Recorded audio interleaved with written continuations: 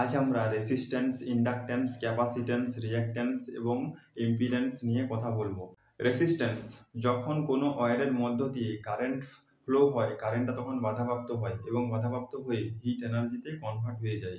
যেমন বাল্বের মধ্য দিয়ে যখন কারেন্ট ফ্লো হয়, কারেন্টটা তখন বাধাপ্রাপ্ত হয় এবং বাধাপ্রাপ্ত হয়ে হিট এনার্জিতে কনভার্ট হয়ে যায়।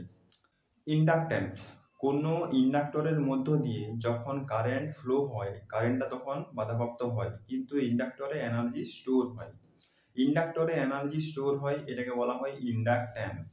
ক্যাপাসিট্যান্স, কোনো ক্যাপাসিটরের মধ্য দিয়ে যখন কারেন্ট ফ্লো হয়, তখন কারেন্টটা বাধাপ্রাপ্ত হয় কিন্তু ক্যাপাসিটরেও এনার্জি স্টোর হয়।